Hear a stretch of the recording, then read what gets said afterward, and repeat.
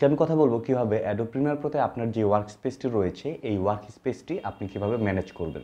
তো গত পর্বে আমি আপনাদেরকে ওয়ার্ক স্পেসের সাথে মোটামুটি একটি পরিচয় করিয়ে দিয়েছি, চাইলে সেই ভিডিও দেখতে পারেন। তবে এই ওয়ার্ক স্পেসটি অ্যাকচুয়ালি ভিডিও এডিটের জন্য আমি কিভাবে ম্যানেজ করব এটা আজকে আপনাদের সাথে শেয়ার করবো। সো চলুন কথা না বাড়িয়ে চলে যাই আমার মেন ভিডিওতে।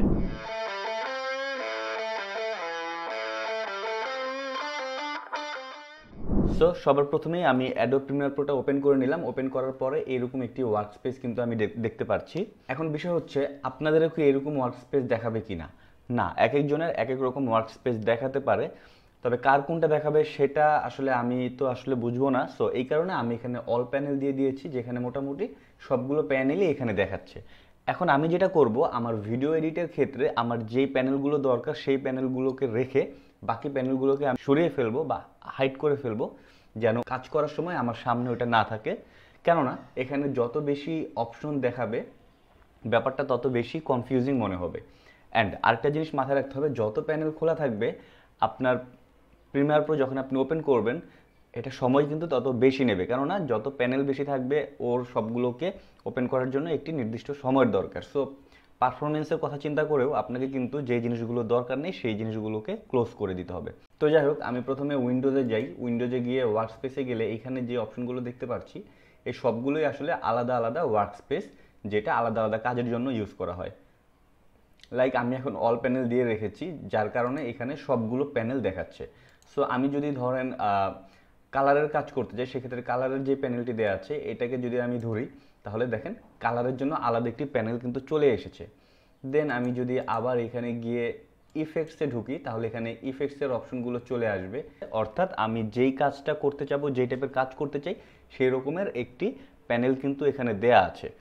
সো আপনি চাইলে আপনার মতো করে এই প্যানেলগুলোকে ওপেন করে ওই পার্টিকুলার সেকশনে কাজ করতে পারেন, অথবা এটাকেও আবার আপনি আপনার মতো করে মডিফাই করে রাখতে পারেন। তো যেহেতু আমি ভিডিও এডিট করব, সো আমাকে আমি চলে যাব ওয়ার্কস্পেসে গিয়ে এখানে এডিটিং অপশনে চলে যাব। দ্যাট মিনস এখানে এডিটের অপশন চলে এসেছে। এই যে এডিটর অপশন এখানে দেখাচ্ছে এইটা আসলে আমি ইউজ করব না, কারণ আমি আমার মতো করে সাজিয়ে নেব। সো এটা করার জন্য আমি যেটা করব, আমি প্রথমে উইন্ডোজে গিয়ে অল প্যানেলে চলে গেলাম।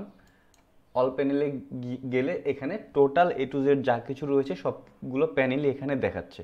সো এখন আমি এইখান থেকে আমার প্রয়োজনীয় প্যানেলগুলো ছাড়া অপ্রয়োজনীয় প্যানেলগুলো সরিয়ে ফেলবো। সো আমি যদি একটু লক্ষ্য করি, শুরু থেকে যদি দেখি, এই যে এই পোর্শনটা দেখতে পারতেছি, এইখানে মূলত আমি ইফেক্ট কন্ট্রোলের যে ব্যাপারটা এইটা রাখি। দেন লুমেট্রি কালারটাকে আমি এখানে রাখি না, কারণ লুমেট্রি কালারের কাজ আমার খুব একটা করতে হয় না। যখন প্রয়োজন হয় তখন হয়তো আমি এটা ওপেন করে নেব। সো লুমেট্রি কালারটাকে আমি এখানে জাস্ট এটা সিলেক্ট করে মাউসের রাইট বাটন প্রেস করে ক্লোজ প্যানেল দেবো, এটা চলে যাবে। দেন অডিও নিয়েও আমার খুব একটা কাজ নেই, সো আমি অডিওটাকেও ক্লোজ করে দিই, অডিও ট্র্যাকটাকেও ক্লোজ করে দিই। ইফেক্ট কন্ট্রোলটা এখানেই থাকবে, আর এখানে সোর্স মনিটরটা রয়েছে। সো সোর্স মনিটরটা এখানে রাখার কারণ হচ্ছে আমি একই সাথে দুইটা মনিটর পাশাপাশি দেখতে পারতেছি, আমি এটাতে ইউজ টু, এই জন্য আমি এখানে রাখি। তো যেটা হবে, আমি যদি কোনো ফুটেজকে, লাইক এটা তো হচ্ছে আমার প্রজেক্ট, এখান থেকে আমি কোনো একটি ভিডিও দেখতে চাচ্ছি, লাইক এই ভিডিওটা আমি টাইমলাইনে নেব না, বাট ভিডিওটা আমি জাস্ট নর্মালি র্যান্ডমলি দেখতে চাচ্ছি। সো এখানে ডাবল প্রেস করলে এখানে কিন্তু চলে আসলো। সো আমি যদি প্লে করি, আবার বলছি ওকে দিলাম, দেখেন আমি রেড কালার। সো এখানে যে কোনো ফুটেজই এইখানে সোর্স মনিটরে শো করছে। সো সোর্স মনিটর কি, বা এই পাশে যে প্রোগ্রাম মনিটর দেখতেছি এটা কি, এটা নিয়ে আলাদা একটি কন্টেন্ট আসবে আমার সামনে। যাই হোক, দেন এখানে টেক্সটের অপশন রয়েছে। টেক্সটের অপশন আমার দরকার নেই, এটা ক্লোজ করে দিলাম। ক্যাপচার দরকার নেই, এডিট টু টেপ দরকার নেই, প্রোগ্রেস দরকার নেই, ফ্রেম এটাও দরকার নেই। আমার এখানে শুধুমাত্র দরকার সোর্স মনিটর আর হচ্ছে ইফেক্ট কন্ট্রোল। এই দুইটা জিনিস আমি এখানে রাখবো যখন আমি এখান থেকে কাজ করব। সো ইফেক্ট কন্ট্রোলের অপশনগুলো এখানে চলে আসবে। সো এই পোর্শনে আমার এই দুইটা ছাড়া আর কোনোটাই আসলে দরকার নেই। দেন এই পোর্শনে যদি আমি আসি, এখানে আমি প্রোগ্রাম মনিটর দেখতে পাচ্ছি, এখানে টাইটেল মনিটর আর রেফারেন্স, এই তিনটা প্যানেলের মধ্যে এই দুইটা প্যানেল আসলে আমার দরকার নেই। সো আমি এখান থেকে এটাকে ক্লোজ করে দিলাম, এটাকে ক্লোজ করে দিলাম, শুধুমাত্র প্রোগ্রাম প্যানেলটাকে রাখলাম। অ্যান্ড প্রোগ্রাম প্যানেলটাকে আমি একটু বড় করে রাখবো, অ্যান্ড সোর্স মনিটরটাকে আমি একটু ছোট করে দেবো।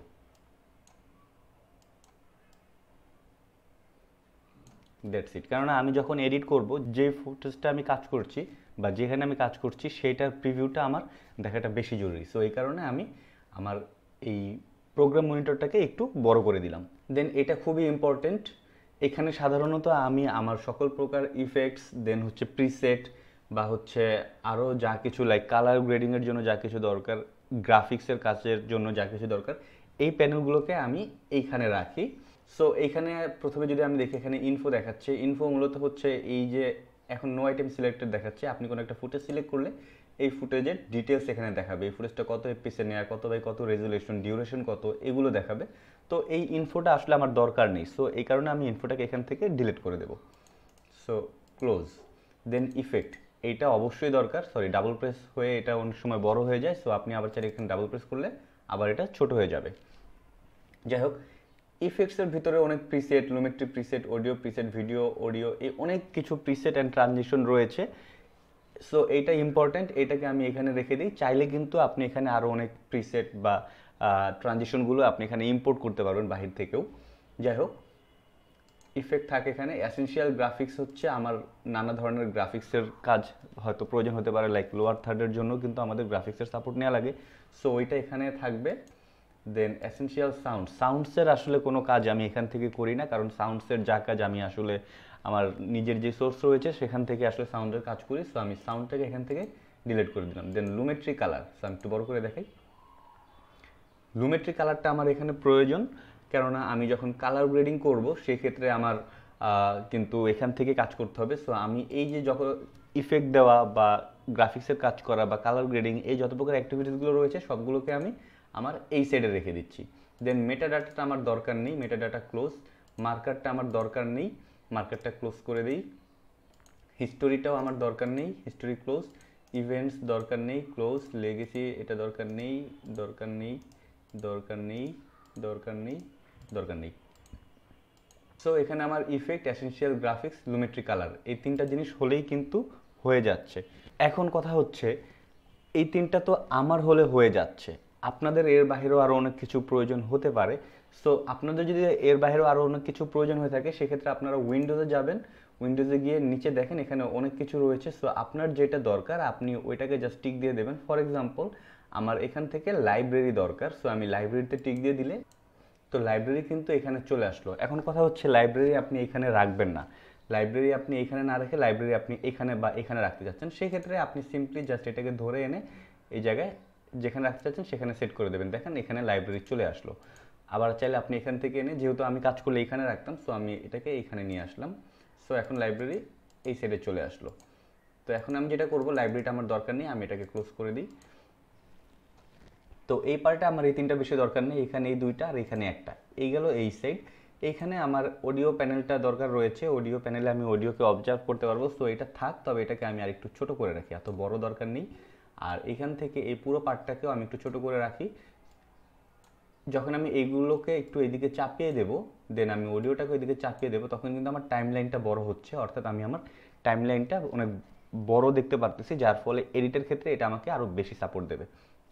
তো যাই হোক, এই পোর্শন শেষ। এবার টাইমলাইনটায় আসলাম। টাইমলাইনে এসে আসলে এখানে রিমুভ করার কিছু নেই, জাস্ট টাইমলাইনটাকে আমি ছোট বড় করে নিতে পারবো। লাইক আমি এখান থেকে প্রজেক্টের যে ফাইলটা রয়েছে, এই অপশনটাও আমার এত বড় দরকার ছিল না, সো আমি কমিয়ে দিলাম। দেন এটা হচ্ছে টুলস, টুলসটাকেও আমি একটু চাপিয়ে দিলাম। এখন দেখেন আমার টাইমলাইনটা কিন্তু অনেক বড় হয়ে গেল, সো দ্যাট এটা এডিটের ক্ষেত্রে আমাকে সাপোর্ট দেবে। দেন আপনি চাইলে এই যে টাইমলাইনসটা রয়েছে এটাকে কিন্তু এখানে ধরে ছোট বড় করতে পারবেন। তো আমি মোটামুটি এইভাবে রাখি। দেন আমার প্রয়োজন হলে আমি অডিওটাকে যদি একটু নিচের দিকে দিতে চাই, শুধু আমি ভিডিও নিয়ে কাজ করতেছি, ভিডিও অনেকগুলো লাইন হবে, লাইক এই যে আমি একটা পর একটা লাইন নিচ্ছি, অনেকগুলো ভিডিওর টাইমলাইন ক্রিয়েট হলো উপরে, দেখা যাচ্ছে আমার অডিওর কাজ এখন নেই, সেক্ষেত্রে আমি অডিওটাকে এই যে মোটা দাগটা দেখতেছেন এটাকে ধরে, সরি এখান থেকে ধরে নিচে দিয়ে দিই, অ্যান্ড উপরে আমি ভিডিওর যত কাজ আছে সেগুলো করি। আবার একইভাবে যখন আমি ভিডিওর কাজ শেষ, ফর এক্সাম্পল আমি শুধু অডিওর কাজ করব, সেক্ষেত্রে আমি এই অডিওটা নিচে ছিল, এখান থেকে এটাকে টান দিয়ে ধরে আমি উপরে নিয়ে আসলাম, অ্যান্ড দেন নিচে আমি অডিওর অনেক কাজ করতে পারবো, বিভিন্ন ধরনের সাউন্ড ইফেক্ট বা সাউন্ড মিক্সিং সব কাজ এখানে করতে পারবো। সো আপনার প্রয়োজন মতো আপনি এটাকে কোন দিকে রাখবেন সেটা ডিপেন্ড করবে। তো আমি মোটামুটি মিডিলেই রাখি বেশিরভাগ সময়, দরকার হলে আমি টুকটাক কিছু ছোটো বা বড় করি, বাট বেশিরভাগ সময় আমি মিডিলেই রাখি, অ্যান্ড এটাকে আমি এইভাবে রাখি, সো দ্যাট আমি প্রিভিউটাও ভালো দেখতে পারছি অ্যান্ড এডিটটাও করতে পারছি। দেন টুলসে এখানে আসলে আর করার কিছু নেই, এখানে টুলসটাকে যদি বড় থাকে আমি এটাকে ছোট করে দেব। আর এখানে যেই প্রজেক্ট ফাইলগুলো আমি দেখতে পাচ্ছি, এখানে আমার যত প্রকার ইম্পোর্টেড র ম্যাটেরিয়াল রয়েছে লাইক অডিও ভিডিও বা ছবি, এই জিনিসগুলো সব এখানে থাকবে। আপনি জাস্ট এখান থেকে নিয়ে কাজ করতে পারবেন। তবে এটাকে চাইলে আপনি এই ভিডিওগুলোকে চাইলে আপনি ছোট বা বড় করতে পারবেন।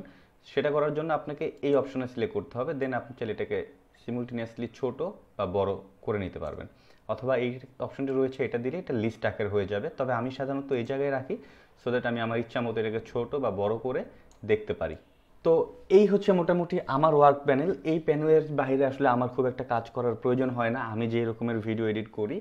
তো এখন কথা হচ্ছে, এটা কি প্রতিবার আমি ভিডিও এডিট করার সময় প্রতিবার আমি এটাকে সেট করে নেব?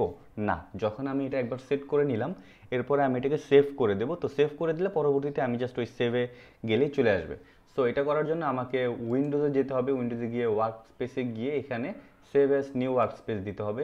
এটাতে গিয়ে আমি লিখলাম রাজু এডিট প্যানেল, দেন আমি ওকে দিয়ে দিলাম।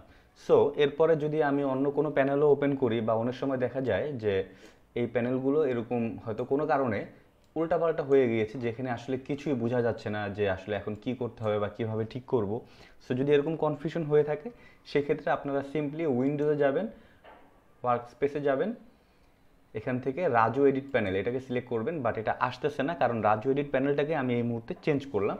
তো সেক্ষেত্রে আমাকে যেটা করতে হবে, ওয়ার্ক স্পেসে গিয়ে রিসেট টু সেভড লেআউট দিয়ে দিতে হবে, তাহলে এটা আবার রিসেট হয়ে গেল। দেখেন আমার যে অপশনগুলো ছিল সেই অপশনগুলো আবার সাজানো গুছানোভাবে চলে আসলো। আর যদি আপনারা অন্য কোনো প্যানেলে থাকেন, লাইক এখান থেকে আপনারা ইফেক্টসের প্যানেলে রয়েছিলেন বা ওপেন করার পর দেখেন যে অন্য কোনো প্যানেলে রয়েছে, আপনি যেই নামে সেভ করে রেখেছেন সেই প্যানেলে যেতে চান, সেক্ষেত্রে উইন্ডোজে গিয়ে ওয়ার্ক স্পেসে গিয়ে এখানে দেখেন অলরেডি আমি যে কিছুক্ষণ আগে সেভ করেছি সেটা এখানে দেখাচ্ছে রাজু এডিট প্যানেল। সো এটাতে প্রেস করলেই আমার এই প্যানেলটা চলে আসলো। তো আশা করি একই সাথে আমি দুইটা জিনিসই দেখিয়ে দিলাম কিভাবে আপনি প্যানেলকে সেভ করে সেটাকে ওপেন করতে পারবেন, এবং আপনার সেভ করা প্যানেলটি যদি উল্টাপাল্টা হয়ে যায় সেটাকে কীভাবে আবার আপনি রিসেট করতে পারবেন। আশা করি বুঝতে পেরেছেন। So Adobe Premiere Pro for beginner এই প্লেলিস্টের আন্ডারে আমি আরও নানা ধরনের ভিডিও নিয়ে আসতেছি, যেখানে বেসিক থেকে অ্যাডভান্স লেভেলের কথাগুলো আমি স্টেপ বাই স্টেপ বলবো। সো যারা আমার এই ভিডিওগুলো দেখবেন আশা করি তাদের জন্য উপকারে আসবে ভিডিও এডিটের ক্ষেত্রে। সো আজকের মতো এই পর্যন্তই। আমার এই ভিডিওটা যদি ভালো লেগে থাকে তাহলে লাইক, কমেন্ট, শেয়ার, সাবস্ক্রাইব করবেন আর আমার জন্য দোয়া করবেন। ধন্যবাদ। আসসালামু আলাইকুম।